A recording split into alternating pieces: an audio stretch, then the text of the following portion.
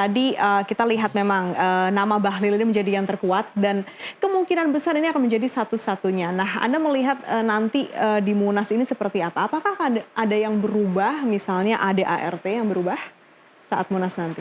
Iya, ya Bahlil yang ada lawan lah ya intinya.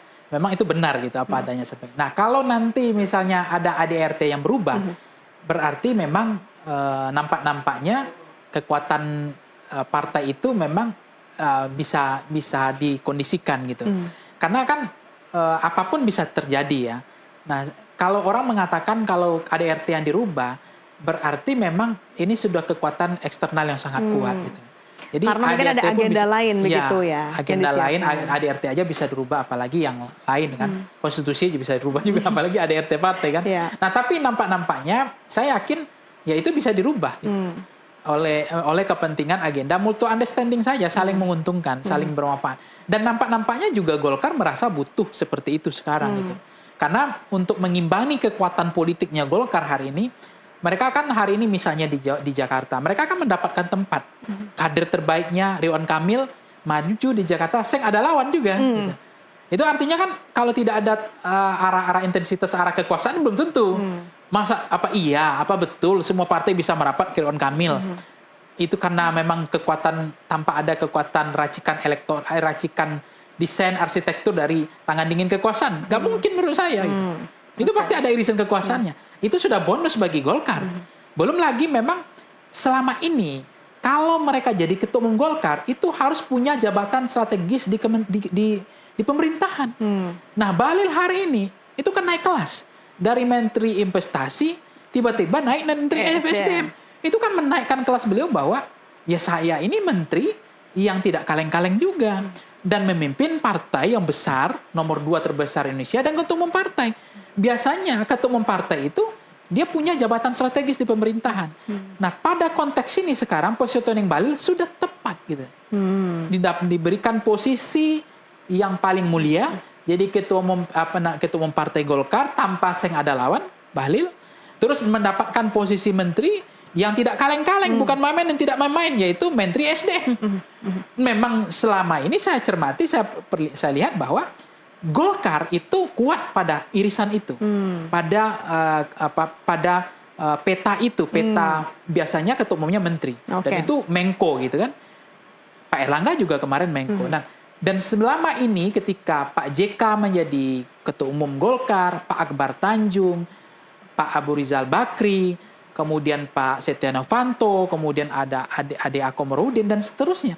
Semua itu adalah jeroan selera kekuasaan yang sedang berkuasa. Oke, berarti Bahlil masuk ini ke dalam tercermati konfirmasi kategori itu, begitu ya Pak ya. Nampaknya saya hakul yakin bahwa Bahlil juga bagian dari irisan itu. Oke, nah Pak, tapi kalau kita melihat Bahlil sendiri dari sisi partai politik Golkar itu sendiri, dia adalah sosok yang direstui begitu ya oleh RI1 begitu. Tapi apakah kemudian kalau Bahlil terpilih ini akan ada yang berubah dari partai Golkar? Kita tahu pasti di partai ada faksi begitu ya. Apakah betul dia akan mempersatukan itu dan menghilangkan faksi-faksi yang ada sebelumnya? Ya, kan nampaknya dalam sebuah partai itu sebuah keniscayaan tanpa ada faksi kan. Ada gerbong-gerbong itu dari dulu begitu.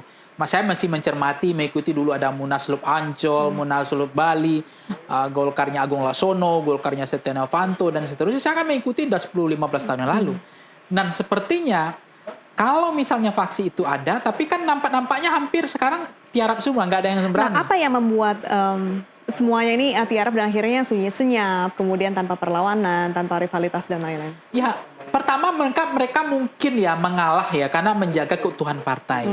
Karena kalau mereka nggak kompak, nggak satu, apalagi ini pilkada di depan mata di November 27 November kalau nggak salah. Ini kan mereka juga sedang bertarung memperebutkan rampasan perang ini kan, yaitu bagaimana merebut kekuasaan. Nah, kalau mereka terpecah, itu yang mungkin dalam konteks ini saya mencermati apa yang disampaikan Pak Erlangga adalah betul apakah benar untuk menjaga keutuhan partai.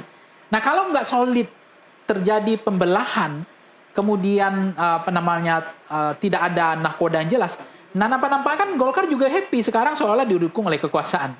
Nah, apakah rekomendasi kepala daerah yang sebelumnya gimana? Kalau saya mencermati itu sudah settle, sudah jalan sendiri.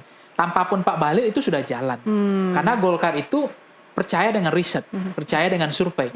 Dan bahkan ada 3 kali survei. Mereka nggak serampangan gitu, sembrono menetapkan siapa yang bakal dipilih. Karena mereka pasti maju itu memastikan yang menang gitu. Nggak mungkin jadi yang kalah. kemungkinan besarnya yang sudah diusung begitu, yang sudah ditandatangani oleh Erlangga tidak akan banyak yang berubah. Nampaknya kalau saya mencermati, kalau Golkar masih percaya dengan riset, ya. Tapi kan riset bisa berubah hari ini. Contoh, yang paling tinggi di Jakarta hasil recikan elektoral survei kan masih Anies. Betul. Tapi hari ini kemudian semua partai ini kan agak lucu ya, agak lawak aja karena yang elektabilitas Anies yang tinggi, tapi yang diusung hari ini semua partai tidak ada yang tersisa, merapat semuanya kepada Ridwan Kamil. Nah itu kasus menunjukkan bahwa modal elektabilitas saja tidak cukup.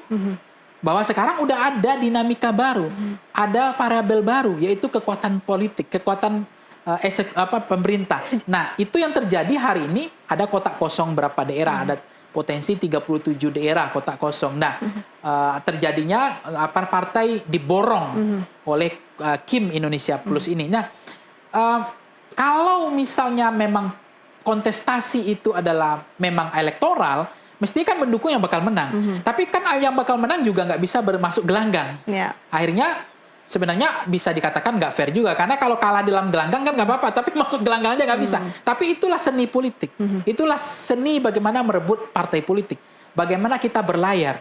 Kalau kita nggak dapat rekom, kita nggak diusung oleh partai ya percuma juga ya. Ya nggak ada gunanya elektoral yang kita miliki, itu kegagalan kita sendiri. Nah kalau ada rekomendasi besok yang berubah, yang dikoreksi oleh ketum baru, yang bisa saja. Karena kadang-kadang Mbak, koalisi di DPD daerah itu bukan koalisi yang dijodoh-jodohkan oleh DPD masing-masing daerah. Tapi kadang-kadang ada juga tuh tangan dingin suara langit itu, artinya DPP yang menentukan. Oke, kita di sini nggak cocok nih. Daerah ini kita koalisi ya. Itu DPP yang ikut. Nah, menurut saya Jakarta termasuk itu koalisi yang digodok oleh elit DPP gitu.